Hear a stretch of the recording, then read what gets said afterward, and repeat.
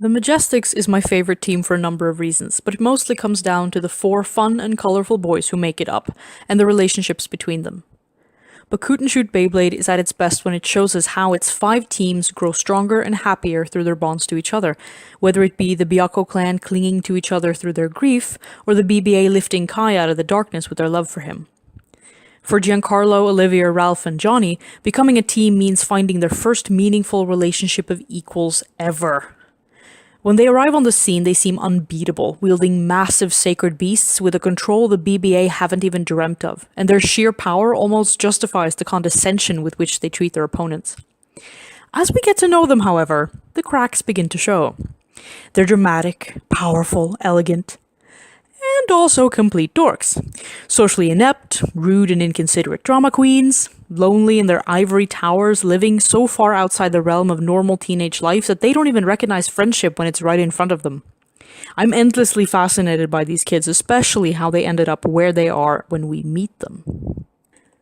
Let's begin by briefly filling in, to the best of our ability, the time between the European tournament and the arrival of the BBA. After all, how did these four antisocial snobs go from actively rejecting each other to having sleepovers and milkshake dates?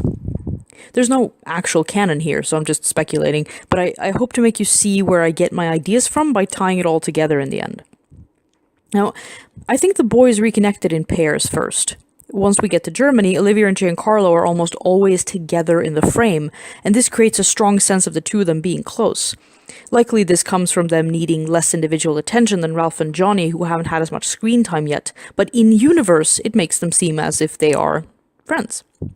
I like to think that they just happened to meet again after the tournament because they attended the same party or were in each other's neighborhoods.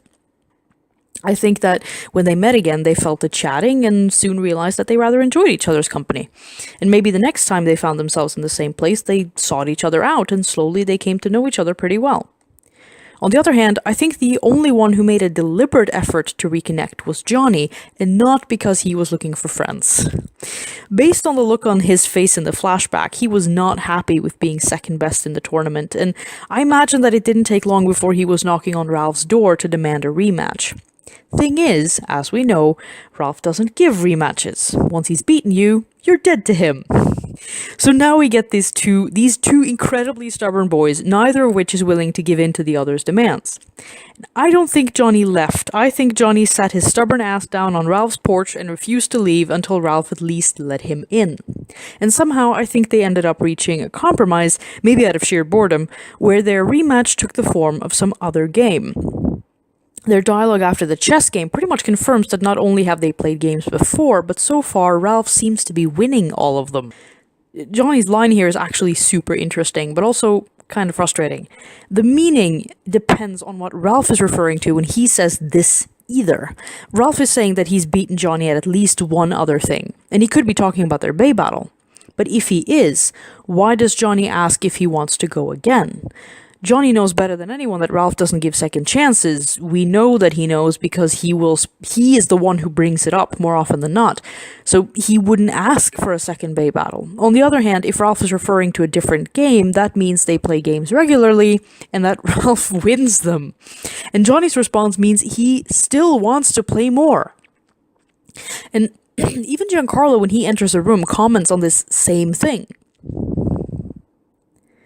Essentially, this entire scene, which I remind you is our introduction to Johnny, seems only interested in hammering in one thing about this new character. He and Ralph compete a lot, and Ralph always wins. Now, I think there's more to this than just two kids playing games, to have fun. I think there's a drive here, and I think it comes from Johnny's side. I think he is on a quest to beat Ralph at anything, but more than anything, he wants that second Bay battle. And the fact that he isn't getting it is basically what his entire character arc revolves around. And it's the reason why he challenges Kai, it's the reason why he is not satisfied with beating Kai, it's the reason why he gets increasingly upset as episodes 37, 8, and 9 go on, and why he is so angry at Ralph for accepting the BBA's challenge. But we'll talk more about that tomorrow. For now, let's get back on track, having now joined the boys together 2 and 2. How they then found themselves becoming four is the subject of fanfiction. Maybe they met randomly, maybe Giancarlo sought out Johnny for another battle. I tend to headcanon that it was Johnny and Giancarlo who fought in the semifinals, while Olivia fought Ralph. And maybe Olivia and Ralph wanted to have tea together. Who knows? All we do know is that somehow the four of them became fixtures in each other's lives. And these four kids, who have, as far as we can tell, never had true friends, suddenly had each other. And I really do believe that they've never had friends before. I mean, Ralph says so outright after he's defeated by Takao. And Giancarlo's girlfriends, they stick around because he buys them things. It's really unhealthy. Olivia is too socially clueless to have had much practice in interacting with people he considers his equals, and Johnny, well, he pushes people away with his rude and arrogant attitude.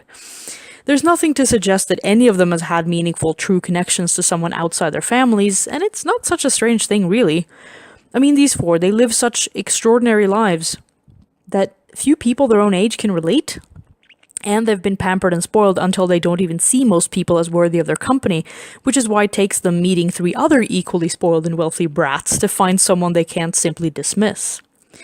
Perhaps the greatest piece of evidence, though, for them never having had other friends is the fact that they don't recognize that what they have is friendship until the BBA kick their butts about it.